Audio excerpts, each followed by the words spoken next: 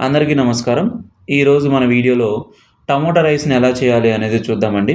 ఫస్ట్‌గా నేను స్టవ్ తీసుకొని దాని మీద ఒక ప్రెషర్ కుక్కర్‌ని పెట్టుకుంటున్నానండి. ప్రెషర్ కుక్కర్ పెట్టుకొని అందులో కొంచెం ఫస్ట్ ఆయిల్ కంటే ముందుగా నేను నెయ్యితో బాయిల్ చేయడం కోసం నెయ్యి అనేది వేస్తున్నానండి. ఇలా నెయ్యి వేస్తే మనకు టేస్ట్ అనేది బావుంటది. నాకు నెయ్యి అంటే చాలా ఇష్టమండి. అందుకే ఈరోజు నేను ఆయిల్‌ని కాకుండా నెయ్యిని యూజ్ చేస్తున్నా.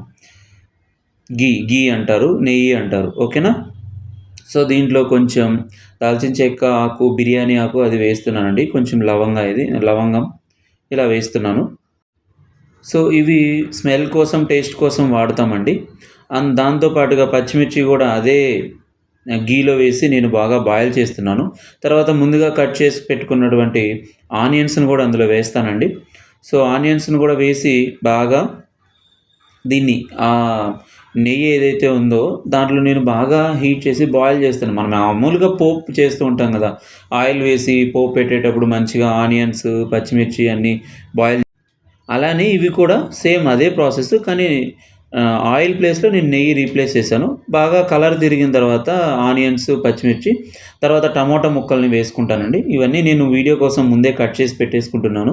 ఒక్కో వీడియోలో కట్ చేసి చూపిస్తున్నాను. ఒక్కో వీడియోలో చూపించట్లేదు. ఎందుకంటే వీడియో లెంత్ అనేది పెరిగిపోతుందనే ఉద్దేశ్యంతో నేను ఇలా చేస్తున్నాను. ఎందుకంటే ఫాస్ట్ జనరేషన్‌లో మనకు 5 మినిట్స్ చూడడమే ఎక్కువ. అలాంటిది మనం 10, 15 మినిట్స్ చూస్తే పెద్దగా చూడరనే ఉద్దేశ్యంతో నేను ఇలా చేస్తున్నాను. ఇందులో వేసిన దానికి టమాటో కూడా బాగా బాయిల్ అవుతున్నప్పుడు నేను కొంచెం ఉప్పు, కొంచెం పసుపు పొడి వేస్తానండి. ఇలా వేసి బాగా గరిటె సహాయంతో కింద మాడకుండా నేను గరిటె సహాయంతో తిప్పుతున్నానండి. ఇప్పుడు నేను ముందుగా అల్లం పేస్ట్ కూడా కొంచెం అంటే అల్లం, వెల్లుల్లి కూడా కొంచెం దంచి పెట్టుకొని ఉంటానండి. సో, దంచి పెట్టుకొని ఉన్న దాన్ని కూడా దాంట్లో వేస్తాను. మంచిగా టేస్ట్ కోసం నేను వేస్తున్నానండి.